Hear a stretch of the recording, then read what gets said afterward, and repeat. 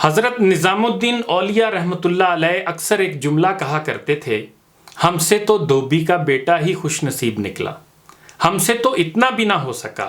اتنا فرما کر پھر غش کھا جاتے۔ ایک دن ان کے مریدوں نے پوچھ لیا، حضرت یہ دھوبی کے بیٹے والا کیا ماجرا ہے؟ آپ نے فرمایا، ایک دھوبی کے پاس محل سے کپڑے دھلنے آیا کرتے تھے اور وہ میاں بیوی کپڑے دھو کر استری کر کے واپس محل پہنچا دیا کرتے تھے۔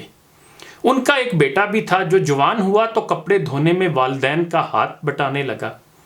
کپڑوں میں شہزادی کے کپڑے بھی تھے، جن کو دھوتے دھوتے وہ شہزادی کے نادیدہ عشق میں مبتلا ہو گیا۔ محبت کے اس جذبے کے جاگ جانے کے بعد اس کے اطوار تبدیل ہو گئے۔ وہ شہزادی کے کپڑے الگ کرتا، انہیں خوب اچھی طرح دھوتا، انہیں استری کرنے کے بعد ایک خاص نرالے انداز میں طے کر کے رکھتا۔ سلسلہ چلتا رہا۔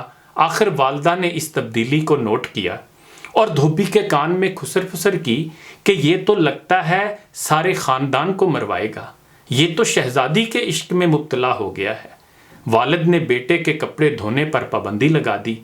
ادھر جب تک لڑکا محبت کے زیر اثر محبوب کی کوئی خدمت بجا لاتا تھا، محبت کا بخار نکلتا رہتا تھا، مگر جب وہ اس خدمت سے ہٹایا گیا تو لڑکا بیمار پڑ گیا اور چند دن کے بعد فوت ہو گیا۔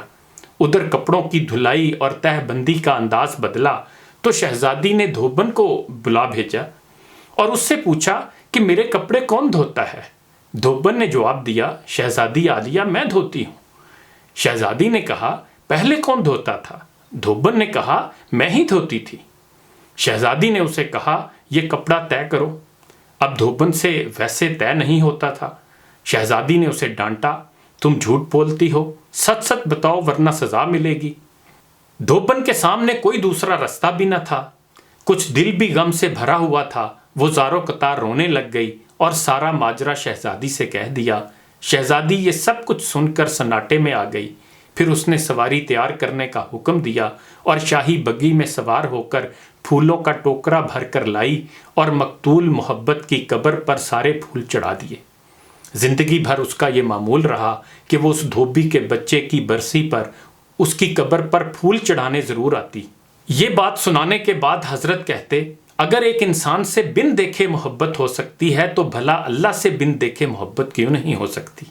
ایک انسان سے محبت اگر انسان کے مزاج میں تبدیلی لا سکتی ہے اور وہ اپنی پوری صلاحیت اور محبت اس کے کپڑے دھونے میں بروئے کار لا سکتا ہے تو کیا ہم لوگ اللہ سے اپنی محبت کو اس کی نماز پڑھنے میں اسی طرح دل و جان سے نہیں استعمال کر سکتے؟ مگر ہم بوجھ اتارنے کی کوشش کرتے ہیں۔ اگر شہزادی محبت سے طے شدہ کپڑوں کے انداز کو پہچان سکتی ہے تو کیا رب کریم بھی محبت سے پڑھی گئی نماز اور پیچھا چھڑانے والی نماز کو سمجھنے سے عاجز ہے؟ حضرت نظام الدین اولیاء پھر فرماتے، وہ دھوبی کا بچہ اس وجہ سے کامیاب ہے کہ اس کی محبت کو قبول کر لیا گیا، جبکہ ہمارے انجام کا کوئی پتہ نہیں، قبول ہوگی یا منہ پر ماری جائے گی۔ اللہ جس طرح ایمان اور نماز روزے کا مطالبہ کرتا ہے، اسی طرح محبت کا تقاضا بھی کرتا ہے۔ یہ کوئی مستحب نہیں، فرض ہے، مگر ہم غافل ہیں۔ پھر فرماتے، اللہ کی قسم اگر یہ نمازیں نہ ہوتیں تو اللہ سے محبت کرنے والوں کے دل اسی طرح پھٹ جاتے جس طرح دھوبی کے بچے کا دل پھٹ گیا تھا۔ یہ ساری ساری رات کی نماز ایسے ہی نہیں پڑھی جاتی، کوئی جذبہ کھڑا رکھتا ہے۔